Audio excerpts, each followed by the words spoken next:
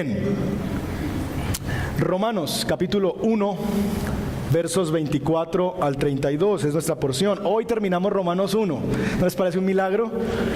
Casi que no terminamos Romanos 1. Hoy, después como de 10 sermones, creo, 8, 9, no sé, terminaremos Romanos 1. Pero para beneficio de aquellas personas que vienen por primera vez o que no vinieron hace 8 días porque estaban celebrando Día de Madres y no estaban, déjenme repasar con ustedes un poquito lo que decíamos la vez pasada, en razón de que la porción que vamos a leer está estrechamente relacionada con lo que se dice antes, solo que la dividimos porque el contenido era muy amplio y no alcanzaríamos a abarcar todo eso en los minutos que tenemos. Entonces déjenme hacerle un resumen. Hemos dicho que a partir del verso 17 hasta el capítulo 3, verso 20, al final del capítulo 3, comienza una gran sección en el libro de Romanos, donde lo que Pablo va a hacer es responder a 3 frecuentes excusas que los seres humanos le levantamos a Dios referente a su ira, ¿cierto? Porque el verso 17 nos ha dicho que la justicia se revela en el Evangelio, pero el verso 18 nos dice que la ira de Dios se viene revelando a la humanidad. Así que tenemos a un Dios que está airado, que va a revelar esa ira, y los seres humanos no nos gusta un Dios airado, y entonces lo que hacemos es presentarle tres excusas para huir de esa ira de Dios. Y son las excusas que Pablo desde el capítulo 1, verso 17 hasta el 3:20 va a responder. La primera de esas excusas está en los versos 18 al 32 del capítulo 1, y es la excusa de yo no sabía. Entonces los seres humanos dicen yo no sabía, pero yo no sabía. Y Dios les va a decir ustedes sí sabían. Entonces veíamos la semana pasada 3 cosas que sí sabíamos. Yo no sabía que había un Dios. Y usted dice, sí, hay un Dios, la creación te lo revela, Él se ha mostrado como que es Dios, que es glorioso, que es poderoso. Él se muestra en la creación. Así que tú sí sabías que hay un Dios porque la creación te habla de ese Dios. Número 2, yo no sabía que yo era un tonto. Ok, la experiencia te demuestra que eres un tonto. Porque vives sin Dios, creyendo que tú eres Dios y tú no tienes el control. Tus hijos se enferman, pierdes el trabajo. Y si tú fueras Dios, eso no pasaría. Te pasa porque no tienes el control. Y eres un tonto porque Dios se ha revelado a ti y tú le has dicho, no me importa, yo quiero ser mi propio Dios. Entonces recuerdan la ilustración y las palabras de mi mamá. No se haga el bobo porque de pronto se queda así. Ok, Dios dice lo mismo, no te hagas el bobo conmigo, negándome, haciéndote el bobo que yo no soy, porque de pronto te puedes quedar así. Número 3, yo no sabía que Dios estaba enojado. Ok, ya sabes que Dios está enojado, porque Él es un Dios santo, y si ve el pecado, Él no puede tener otra reacción distinta al enojo, porque Él es santo. Así que Dios sí es un Dios que está irado contra los pecadores. Respondíamos 2 preguntas acerca de la ira de Dios la semana pasada. Número 1, ¿por qué Dios está irado? Y decíamos, está irado por el pecado, en razón a que Dios se ha mostrado como que es poderoso, que Él es Dios, y la humanidad en su pecado se ha rebelado contra Dios y ha vivido a su propia manera. Por supuesto, Dios está enojado por causa del pecado con el que nosotros nos hemos rebelado contra Él. Así que Dios no está feliz en esas figuritas que mandamos en los mensajes, no. Si tú no has venido a Cristo, si tú no te has arrepentido de tus pecados, si vives en tu vida perdido, Dios está enojado contigo. Y no es falta de amor yo decírtelo, es amoroso decírtelo porque te quiero rescatar de ese engaño en que el pecado te tiene. Y número 2, decíamos que esa ira de Dios es justa. Y nos preguntábamos, ¿es injusta la ira de Dios? Y decíamos, no, en absoluto. Es justo porque Dios primero se ha dado a conocer. Es decir, Dios no está juzgando gente que no sabía, Dios está juzgando gente que sí sabía. Y eso somos nosotros. Ese es el resumen de la semana pasada. En una frase, ustedes lo tienen ahí, no se lo voy a leer. Ustedes creo que ya les dio tiempo para leer lo que salió en pantalla. Hoy vamos a responder una tercera pregunta y tiene que ver con cómo se revela la ira de Dios. ¿Cómo es que Dios revela esa ira? Si Dios está irado, si está irado por causa del pecado, ¿cómo es que Dios revela esa ira? Lo primero que tenemos para decir, hermanos y amigos, esta mañana es que hay una revelación final de la ira de Dios. Hay un día cuando el Señor va a volver por segunda vez, y ese día, el día del gran juicio, Dios va a manifestar su ira. Y entonces habrá 2 escenarios: o tú vas a vivir en castigo eterno, o tú vas a tener vida eterna. Porque si hay vida eterna, hay castigo eterno. Entonces esa es la realidad. ¿Quiénes van a la vida eterna? Bueno, quienes en vida han reconocido el sacrificio de Cristo Jesús, han reconocido su rebeldía, se han arrepentido de sus pecados y ponen su confianza solamente en Jesús y en su obra. ¿Quiénes van al castigo eterno? Quienes, sabiendo que había un Dios, que era poderoso, que Él era Dios, que tal vez escucharon de la Escritura y sabían que en Jesucristo había salvación, le dijeron, no me importa, yo sigo viviendo a mi manera, y de hecho, yo voy a hacer mi propia religión, yo me voy a hacer a un Dios a mi imagen y a mi semejanza. Castigo eterno. Entonces, esa es la realidad que nos pinta Mateo 25:46. Hay esa realidad. Pero Hebreos nos deja saber que hay una realidad que será ineludible. Ustedes tienen ahí en su pantalla. Así como está establecido que los seres humanos mueran ¿cuántas veces? Ok, mis amigos budistas, no existe la reencarnación. Vas a morir una sola vez. Y después de eso, el juicio, es decir, que no hay purgatorio. Para mis amigos católicos, no hay purgatorio, porque una vez te mueras es directamente al juicio de Dios. No hay algo que hay un espacio como que a ver si te sacan de ahí de alguna manera. No te van a poder sacar. Que finalmente Dios te va a juzgar por las obras que hiciste mientras viviste en esta tierra, si la aceptaste o no. Mueres y inmediatamente viene el juicio. No hay un lugar intermedio donde yo espero a ver si me sacan con oraciones o con ofrendas o con lo que sea. No existe ese lugar en la Biblia. Ese fue un invento de la Edad Media para poder construir la Basílica de San Pedro. Podrán consultarlo y corroborarlo en la historia de la iglesia. Entonces, Romanos 1:18 nos dice que la ira de Dios no solamente se revelará en el futuro, sino que la ira de Dios ha venido revelándose. Mire conmigo el verso 18. Ciertamente, la ira de Dios viene revelándose, es decir, es un presente continuo. Ha venido revelándose desde el pasado y todavía se sigue revelando. Así que hay una ira, hay una forma en que la ira de Dios se expresa que no solamente está puesta en el futuro, sino que está dándose ahora mismo entre nosotros. ¿Cómo entonces, nos preguntamos esta mañana, ha venido revelándose esa ira? Vamos entonces a leer el texto de predicación y ahí se nos va a mostrar cómo.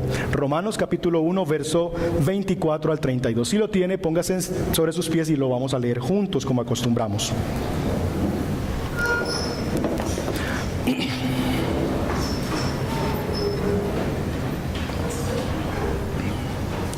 Leo verso 24, ustedes me acompañan con el 25. Si tienen su celular, busque mejor Nueva Versión Internacional para que la lectura sea más pareja. Verso 24. Por eso Dios los entregó a los malos deseos de sus corazones, que conducen a la impureza sexual, de modo que degradaron sus cuerpos los unos con los otros.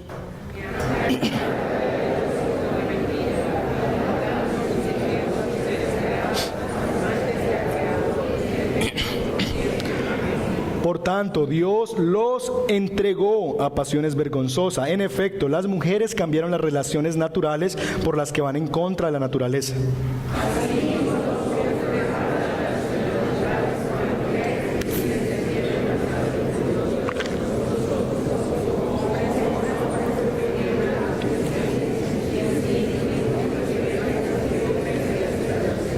Además, como estimaron que no valía la pena tomar en cuenta el conocimiento de Dios, Él a su vez los entregó a la depravación mental para que hicieran lo que no debían hacer.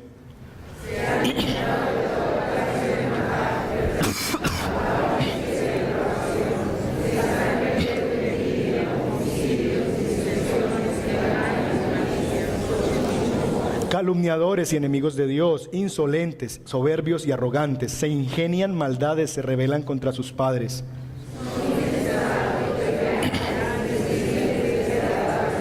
Saben bien que según el justo decreto de Dios, quienes practican tales cosas merecen la muerte. Sin embargo, no solamente siguen practicándolas, sino que incluso aprueban a quienes las practican. Padre, gracias por tu palabra. Hoy no viene muy animadora, realmente es una palabra difícil, dura, muy acusadora. Queremos, Señor, escucharla de parte tuya, así que abre bien nuestros oídos, Señor. Ayúdame para poderla comunicar bien. Dame la voz por los próximos minutos, Señor, y bendícenos, Señor, para poder escuchar bien con claridad tu palabra y entenderla. Te pido, Señor, que te reveles y que te muestres y muestres a Cristo en tu palabra. Te lo rogamos en el nombre de Jesús. Amén. Bien, entonces, ¿cómo viene revelándose la ira de Dios? Es la pregunta central hoy. Básicamente se viene revelando como una expresión continua y presente de Dios. Quiero que primero entendamos cómo funciona este patrón y en pantalla va a aparecer un gráfico que espero que ustedes puedan ver bien, donde se expresa, aquí hay como una triada, una doble triada. Por un lado hay 3 momentos, 3 pasos y hay 3 cosas que se van agravando vez tras vez. Todo comienza con un Dios que se da a conocer. Primera columna, Dios se da a conocer. Ustedes pueden ver eso, verso 21, verso 25, verso 28. Luego, el hombre rechaza ese conocimiento de Dios Y entonces, en respuesta a eso que el hombre hace, Dios entonces lo entrega, lo abandona a sus pasiones, a sus deseos, a una mente depravada, dice el texto. Entonces, así funciona el ciclo. No es que la ira de Dios sea injusta porque Dios ni siquiera me dejó a mí verlo o conocerlo. No, Dios primero se dejó conocer. Lo segundo que pasó fue que tú lo ignoraste o te rebelaste contra Él. Y entonces Dios, en respuesta a eso que tú haces, Dios entonces te entrega a un deseo de tu corazón, a unas pasiones vergonzosas o a una mente depravada. ¿Cómo se ve eso? Verso 21 dice en el primer escenario que a pesar de haber conocido a Dios, no lo glorificaron como a Dios. Entonces Dios se dio a conocer, la respuesta del hombre es no glorificar a Dios, entonces Dios los entregó a los malos deseos de su corazón. Eso se va hundiendo, es como que uno está en arena movediza y se va hundiendo cada vez más. El siguiente paso es el que viene. Dios, verso 25, ha revelado su verdad, pero los hombres hemos cambiado la verdad por la mentira y adoramos lo creado, verso 25. Entonces Dios los entregó a pasiones vergonzosas. Tercer paso, hay un conocimiento de Dios en el verso 28, pero los hombres estimaron que no valía la pena ese conocimiento, lo rechazaron, y entonces Dios los entregó a la depravación mental. Como que es un asunto que se profundiza en su maldad. Y esa es la realidad que los seres humanos vivimos de la maldad de nuestra vida. Así que así funciona la ira de Dios y así se está revelando, entregando a los seres humanos a su antojo. John Stott lo diría de la siguiente manera: cuando nosotros pensamos en la ira de Dios, pensamos en desastres naturales, ¿cierto? Que esas inundaciones que ocurren en el mundo, que esos grandes terremotos, es la manifestación de la ira de Dios. Y así vemos la ira de Dios. O como que fuego va a caer del cielo y va a consumir a los pecadores. Esa es la forma en que nosotros hemos entendido y caricaturizado la ira de Dios. Pero lo que la Biblia nos dice esta mañana es más bien que nosotros nos encontramos más bien una ira que procede de una forma callada e invisible, entregando pecadores a su suerte, concluye Stott. Así es que la ira de Dios funciona. La ira de Dios, mis hermanos, se revela no en su intervención en la humanidad, a través de truenos, inundaciones, sino en su retiro de la escena humana, dejando a los tercos pecadores a su libre y egocéntrico libre albedrío. Ok, ¿tú quieres hacer lo que se te da el antojo? ¿Tú quieres rechazar el conocimiento de Dios, que yo soy el que defino para qué debes vivir, que tú debes vivir para mi gloria, que debes vivir centrado en mí, no en ti?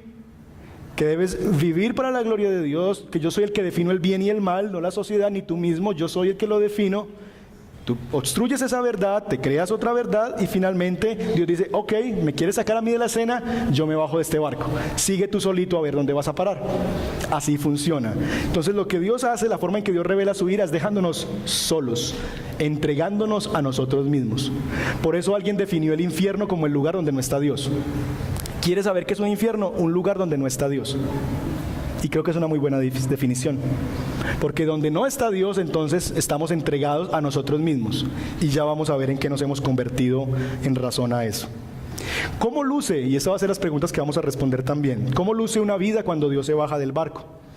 ¿Cómo se ve la vida de la humanidad cuando sacamos a Dios de la escena? Cuando bajamos a Dios del barco. El texto nos muestra 3 escenarios de decadencia. Lo primero, como luce esta vida, versos 24 y 25, luce como una humanidad entregada a los deseos de su corazón. Entonces, lo primero que ocurre cuando Dios me entrega a mí mismo es que yo empiezo a vivir esclavo de los deseos de mi corazón. Verso 24. Por eso Dios los entregó ¿a qué cosa? Vea su Biblia. A los malos deseos de sus corazones, que conducen a la impureza sexual, de modo que degradaron sus cuerpos los unos con los otros. Terminamos entonces, Dios se baja de la escena y la ecuación es muy sencilla. Yo sé que hay un Dios que es glorioso, que debo vivir para su gloria, pero yo decido no vivir para la gloria de ese Dios, sino que lo cambio a Él por otra cosa en la creación a la cual yo le voy a dar gloria a eso, y entonces termino viviendo esclavo de eso. Póngale el nombre que quiera: alcohol, ser mujeriego, drogas, pornografía.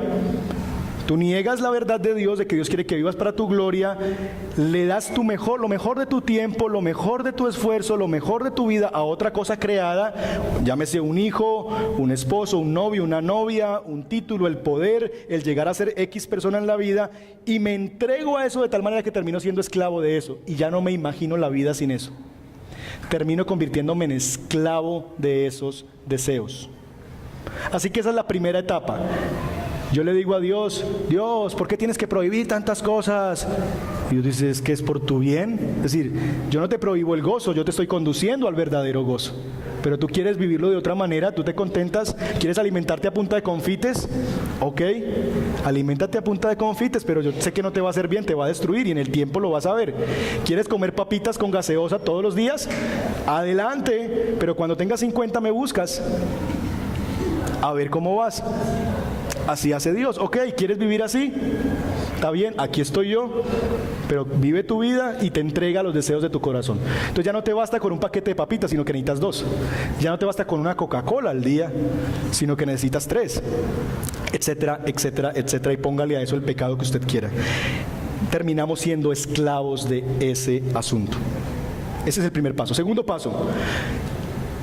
paso es que ya no solamente yo vivo esclavo de los deseos de mi corazón, sino que mis deseos me degradan y me deshumanizan. Versos 26 y 27. Por eso Dios los entregó a pasiones vergonzosas.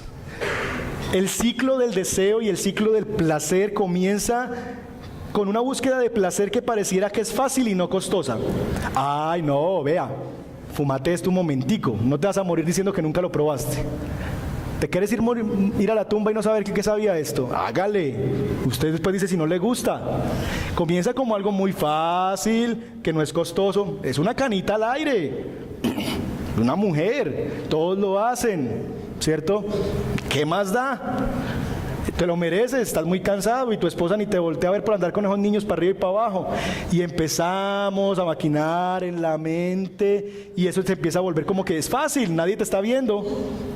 Tú estás de viaje, estás en otra ciudad, con tus compañeros de trabajo, ellos hacen lo mismo, ellos no te van a echar al agua.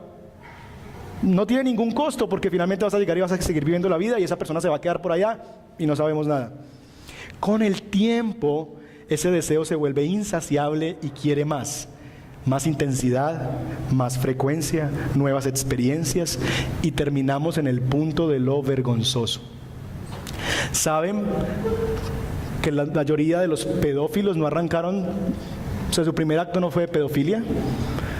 Ellos, la mayoría, pueden recordar que sus primeros asuntos fue con una pantalla de un computador, donde vieron a una mujer desnuda, o en una revista de Playboy, o en un aviso de la televisión, y eso les capturó la atención, y luego empezaron a verlo una vez al mes, y se sentían culpables, ay no, yo no tengo que ver eso, y después ya la frecuencia aumentó, y fue una vez por semana, y ya no era una vez por semana, sino que necesitabas casi que diario a eso como una droga, y ya no era solamente diario, sino que necesitabas algo más fuerte, entonces ya no solamente veías a mujeres, sino que empezaste a ver también a hombres, y ya no te saciabas con eso, sino que empezabas a ver a grupos, y ya no te sacias con eso, entonces lo que quieres es tú probarlo por ti mismo, y entonces vas a prostíbulos, pero ya no te basta eso, tú quieres nuevas experiencias, vas a buscar niños para violar. Y si le preguntan a ese hombre, a esa mujer, no empezó así. Todo empezó con algo que parecía fácil y cómodo y terminó convirtiéndose en una pasión vergonzosa. Y comenzamos a vivir nuestra vida de forma antinatural. La ilustración que usa el texto es la ilustración de las relaciones homosexuales, hombres con hombres, mujer con mujer. La Biblia llama a estas prácticas así, antinaturales y vergonzosas. Eso es lo que la Biblia dice. No podemos decir otra cosa por más que la cultura nos quiera hacer decir otra cosa. Así lo llama la Escritura. Y finalmente el punto es que el sexo se ha reducido a una experiencia física, desprovista de amor y de espiritualidad, sino que es tener sexo por amor al sexo. Y es vergonzoso en lo que nos hemos convertido. Déjeme darle por lo menos tres pruebas, como cuando uno va al restaurante y le dan degustaciones, algo así, 3 pequeñas degustaciones para que ustedes vean que yo no estoy loco y que yo no estoy exagerando ni soy un viejo aquí anticuado hablando de este mundo como está de perverso. Déjenme ver 3 cositas. Siguiente diapositiva. Estas son letras de 3 canciones de reggaetón. Voy a abstenerme de leer algunas partes por lo groseras que son. Mire lo que cantamos. A ella le gusta que le den duro. ¿No hay niños aquí? Tápenle los oídos. Pero ellos escuchan eso en su colegio. Si son adolescentes, escuchan eso a diario. Que se la coman. A ella le gusta que le den duro y se la coman. Y eso que yo quiero la combi completa. Y lo otro no lo voy a leer. ¿Quién lo canta? El filósofo Daddy Yankee y Nicky Jam. 2. Si sigues en esa actitud, voy a violarte. Ey, que comienzo contigo y te acuso de violar la ley, así que no te pongas alzadita. Yo sé que a ti te gusta porque estás sudadita. Y nuestro querido condecorado Maluma, por los que las chicas mueren, gritan, se tatúan. Estoy enamorado de 4 babies, siempre me dan lo que quiero, chingan cuando yo les digo, nunca me ponen un pero. Si a usted no le causa vergüenza eso, entonces ya estás en el tercer paso. Porque es vergonzoso. Es vergonzoso lo que cantamos. Es vergonzoso ver a las mujeres cantando esto y bailando esto. Es vergonzoso ver a las mujeres muriendo por estos personajes. Es vergonzoso ver que aparecen en las primeras listas de los discos más vendidos del año. Es antinatural, es vergonzoso, es degradante. Pero ¿saben qué es lo peor de todo esto? Lo peor y lo más degradante de esto es que en abril, Día de los Niños, entrar a este centro comercial y encontrarme con una fiesta donde la atracción para los niños, no sé si se acuerdan de esa canción a mí me tocó esa, yo creo que ustedes también, la de que la rompa Jaimito, sí, les tocaba eso, y esa era la máxima canción de una piñata, y siempre me molestaban porque yo era Jairito. Entonces no era Jaimito sino Jairito, entonces que Jairito rompa la piñata. Esa era la diversión de los niños. Y esas eran las coreografías que hacíamos. Pero llegué a este centro comercial y la atracción para los niños eran 3 muchachas con minifalda bailando reggaetón. Eso era el show central del centro comercial para la fiesta de los niños. Y no es solamente la fiesta de los niños, yo voy a cumpleaños y reggaetón de fondo, fiestas de niños. Y la mamá, ¡ay, tan lindo! Báilele al pastor, hágale. Digo, Dios mío, ¿en qué mundo estamos? Hemos perdido la vergüenza, nos hemos entregado a pasiones vergonzosas. Y lo peor de todo es que ya no es vergonzoso, sino que ya entonces lo que pasa es que ustedes son personas anticuadas con el opio de la religión, que nos quieren hacer pensar, que nos quieren imponer sus valores. Ese es el tema, que ya no es vergonzoso, sino que los padres o nosotros mismos ya no solamente vemos eso, sino que aplaudimos cuando hacen eso. Entonces hay concursos para el niño que baile mejor perreo y que perree más, a ver quién niño sabe perrear mejor. Y eso en vez de risa nos debería producir profunda tristeza. Porque estamos enfrentando a un niño a los 4, 5 años, 8 años a una perversidad y después nos preguntamos, ¿y por qué hay tantos violadores en este mundo? ¿Ok? Todo empieza con algo que parece fácil, que no es costoso, que parece hasta chistoso. Y terminamos en pasiones vergonzosas. El punto es que eso nos lleva al tercer paso. Y terminamos en el tercer paso, verso 28, con una mente depravada. Y ya el tema es que yo me autodestruyo y lo promociono. Todo termina en una vida totalmente contraria a Dios, a su gloria, a su verdad. Entonces estas cosas que yo practico, homosexualidad o lo que sea, ya no es vergonzoso, sino que las hago con gusto. Abiertamente, ya salí del closet. Y hasta lo promociono y lo recomiendo, no sabes de lo que te pierdes. Y es una normalización del mal, una normalización del pecado y de la rebeldía a Dios. Y ya entonces está mal si uno lo ve como mal. Tú tienes que verlo bien y normal. Entonces el punto no es que yo solamente, y llegamos al punto del verso 32, léalo conmigo.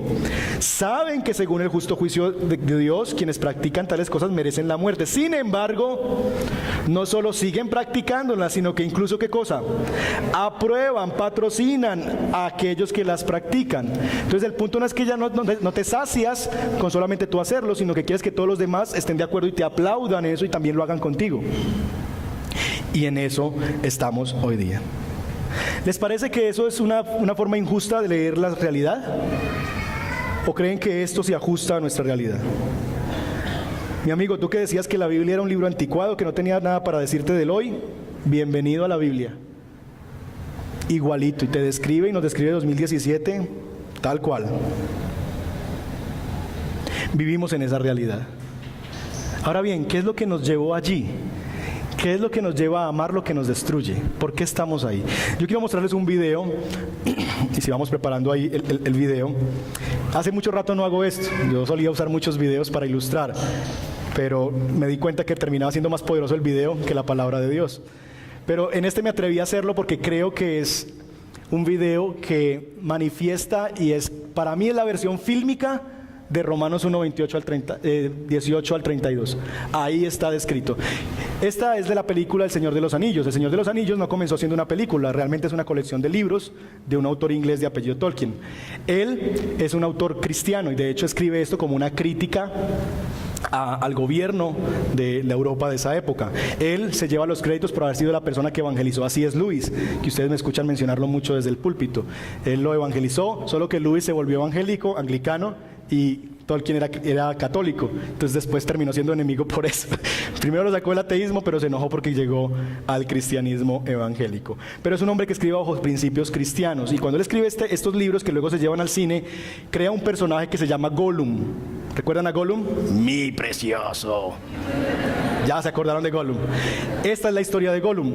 Dura 6 minutos, pero vale la pena porque creo que para mí no habría mejor manera de ilustrar la Gollumanidad en la que vivimos. Entonces, rueda.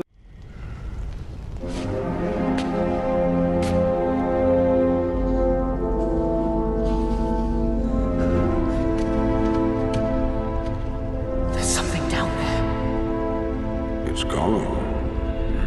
Gollum. He's been following us for 3 days.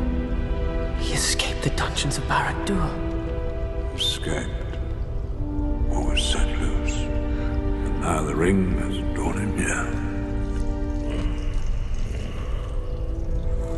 He will never be rid of his need for it. He hates and loves the ring. He hates and loves himself. Smeagol's life is a sad story. Yes, Smeagol, he was once called, before the ring found him. Before it drove him mad.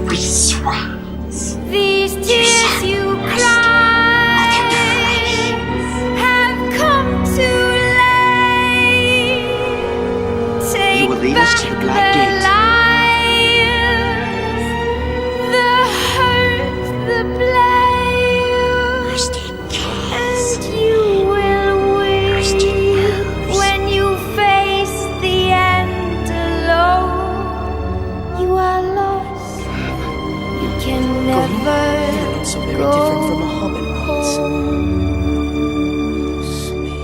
You are lost. You can never go home. After us now.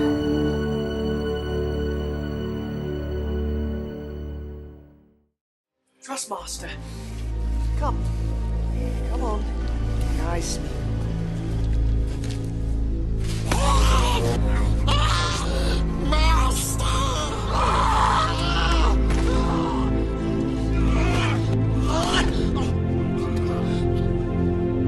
Master betrayed us.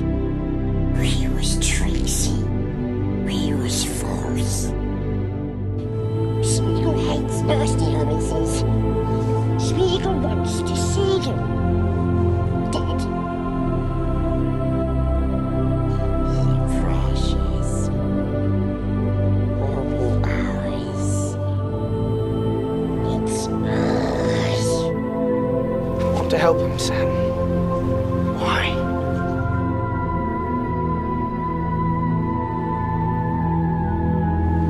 Because I have to believe he can come back.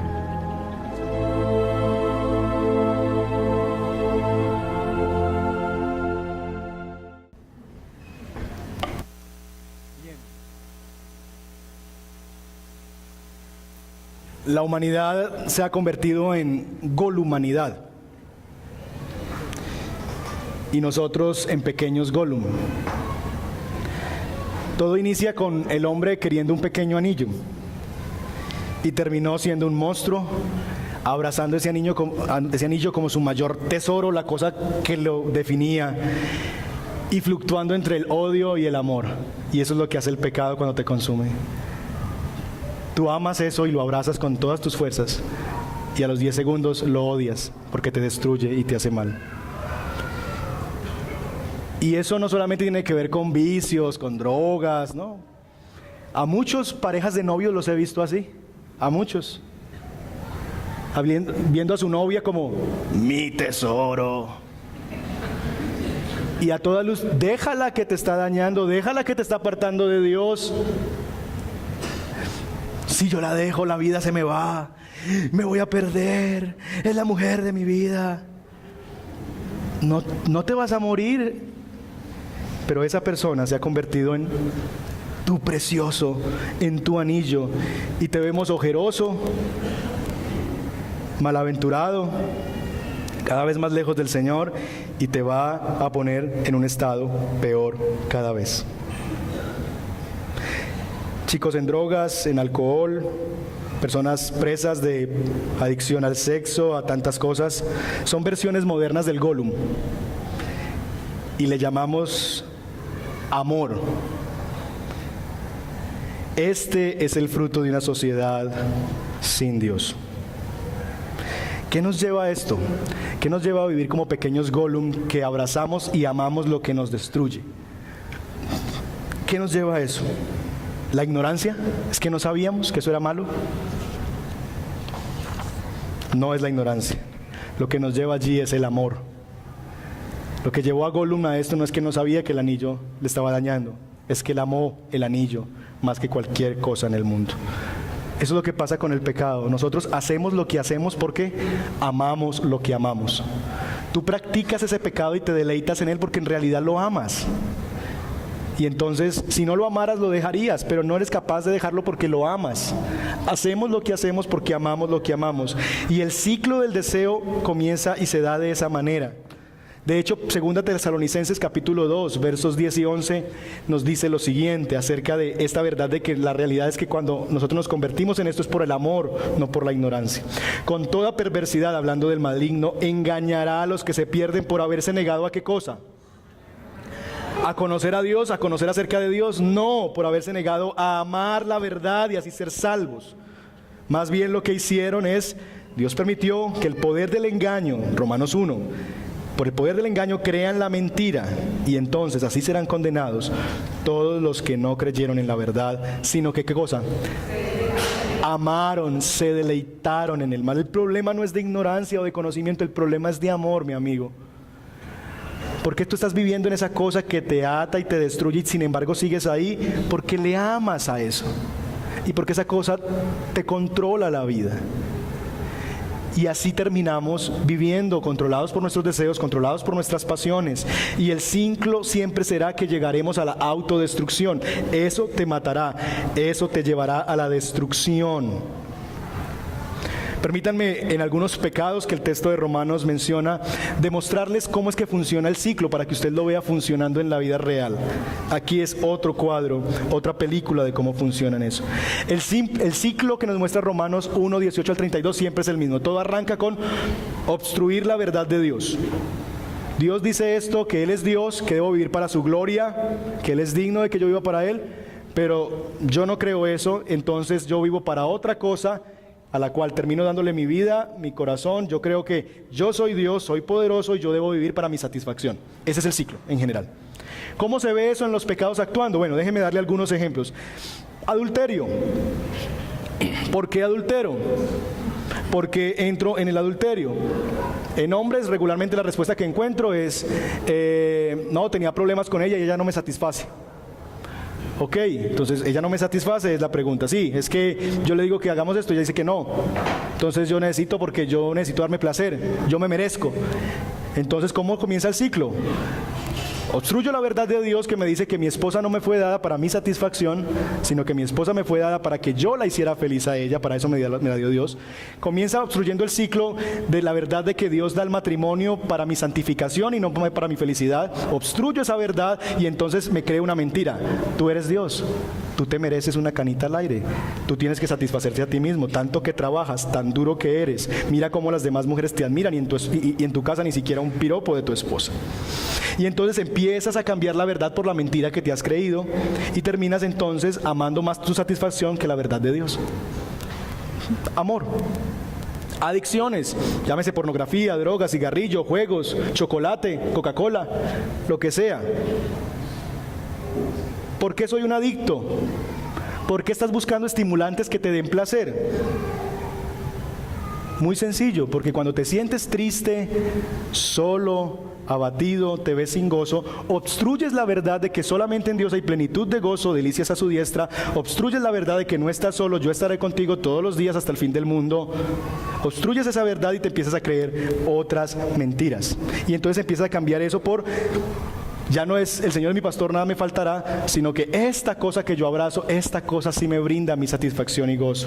Yo tengo derecho a esto, yo merezco un poquito de tranquilidad y la marihuanita me la da, y yo merezco estar tranquilo. Yo merezco un poquito de amor y en mi casa nadie me quiere, mis hijos me desprecian y en el casino desde que entro me abrazan y me dicen bienvenida a casa. Amor. Obstruyes la verdad de Dios y la cambias por una mentira y terminas amando eso más que a Dios. Piensa en los pecados relacionales, envidia, disensiones, celos, lo que sea. ¿Por qué peleamos entre los esposos? Porque es que ella es así. No. Peleamos es porque amamos otras cosas más que la verdad de Dios. Obstruimos la verdad de Dios de que Dios nos ha dado el matrimonio para buscar el bien del otro allí, para la gloria de Dios y para amar al otro, que ese es mi deber, y entonces lo cambio por la mentira de que el matrimonio y que ella debe satisfacerme a mí. Es que yo me casé para que tú me hicieras feliz.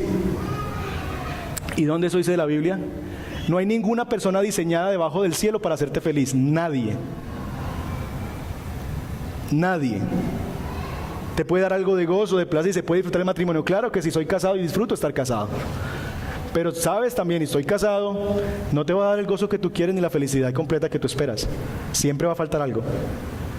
De tal manera que cambias eso por la mentira de que entonces esa persona debe vivir para tus intereses. Y cuando ella no hace lo que tú quieres que ella haga por ti, entonces tú también le pagas mal por mal.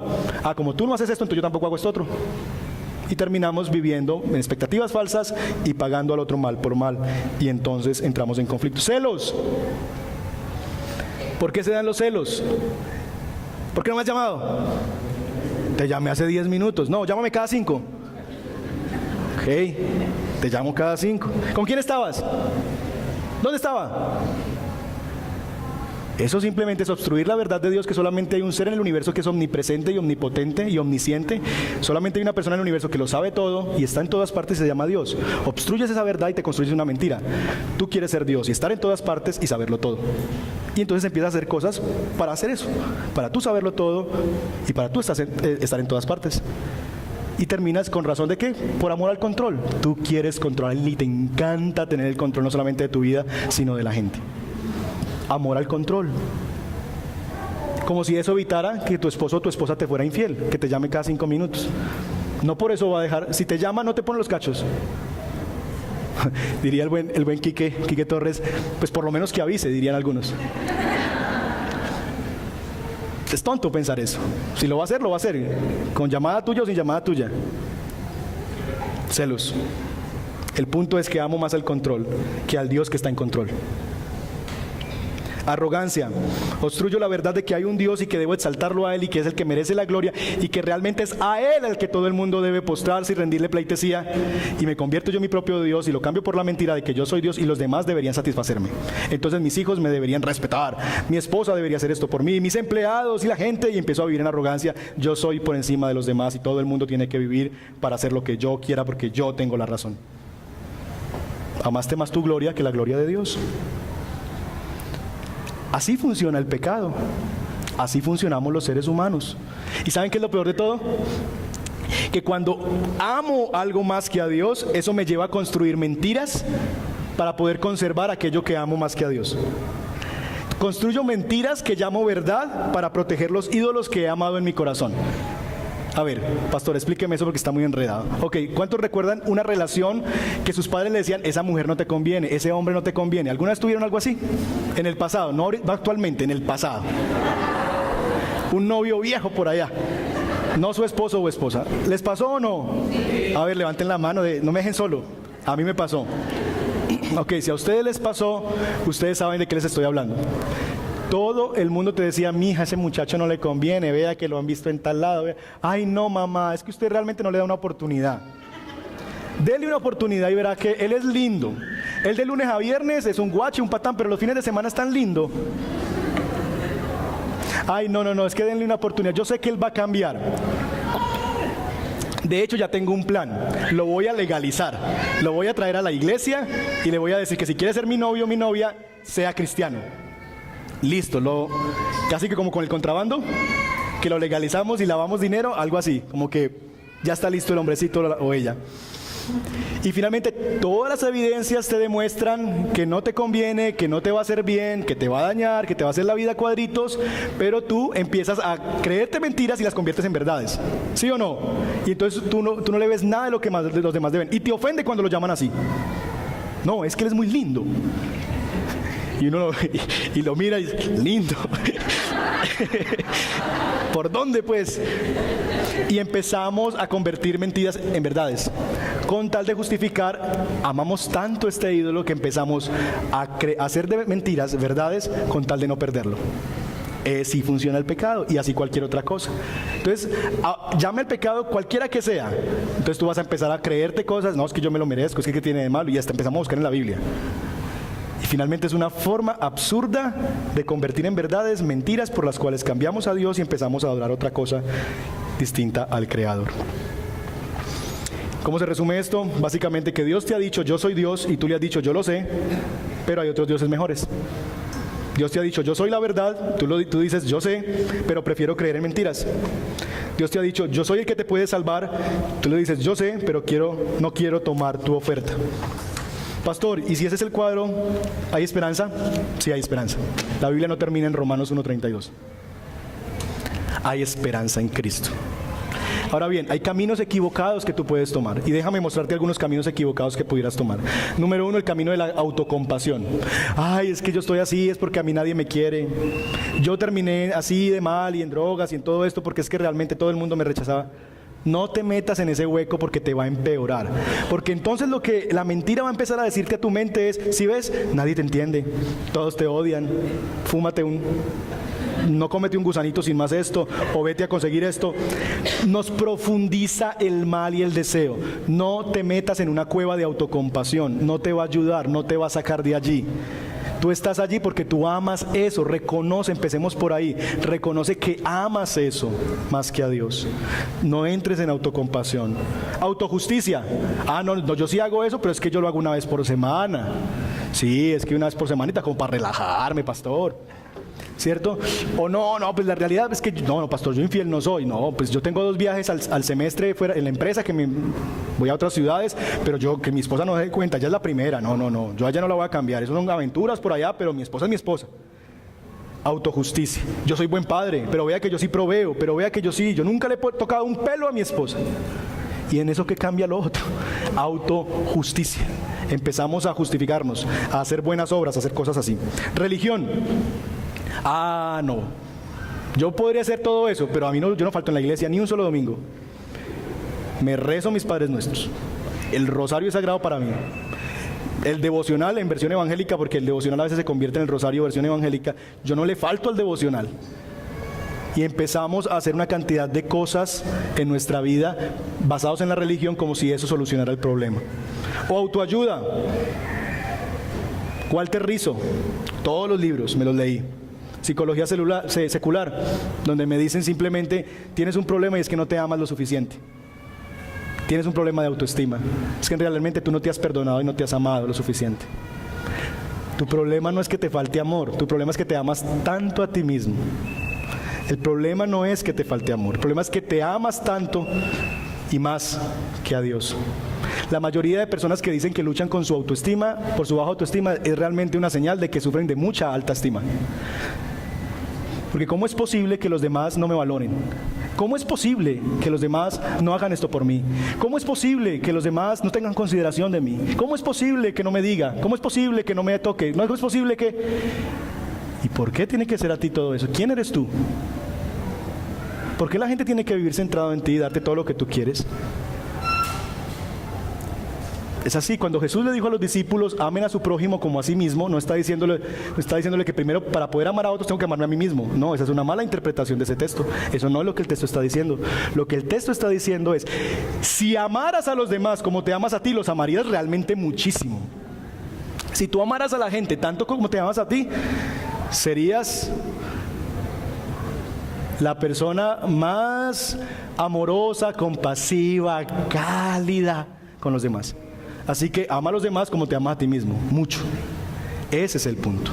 Así que tampoco te va a ayudar esto. Solamente hay esperanza en la justicia de Dios. La justicia que te dice, tú has obstruido la verdad de Dios y has sacado a Dios de tu barco y le has dicho, bájate, no te quiero en mi barco.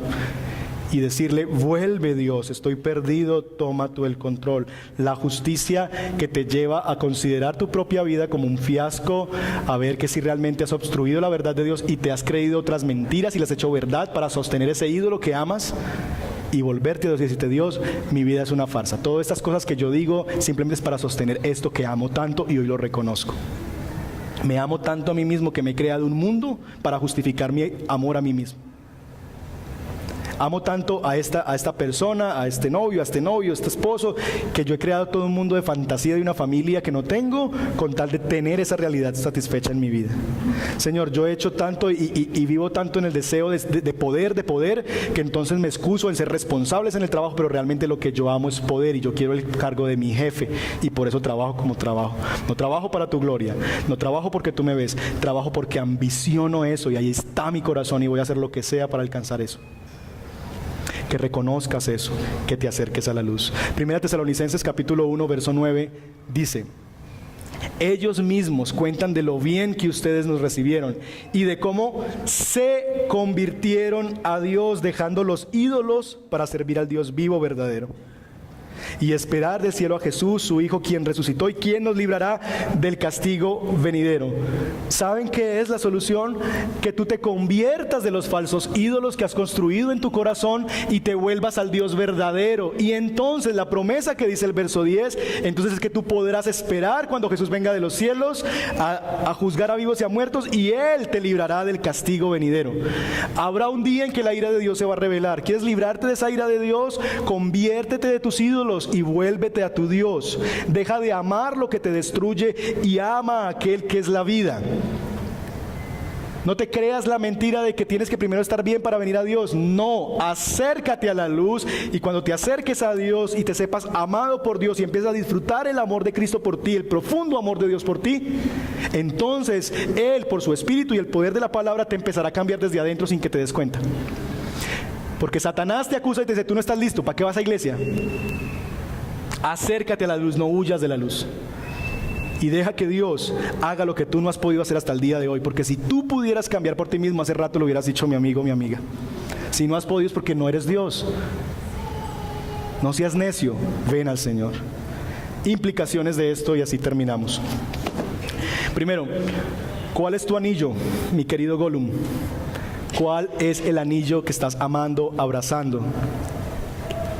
¿Qué es eso que tú estás amando más que a Dios? Y que le estás diciendo, mi precioso, mi tesoro, y que te está destruyendo y llevando cada vez más al hueco. Es una relación, es un novio, una novia, que evidentemente debes dejar ya mismo, pero que se convirtió en tu anillo. Tal vez es esa carrera desesperada por tener más plata y más dinero y tú dices, ¿para qué? Estoy perdiendo a mi esposa, estoy perdiendo a mis hijos y estoy volviendo ambicioso, nadie quiere hablar conmigo porque solamente hablo de plata y es lo único que me interesa, me llevo a la gente por delante.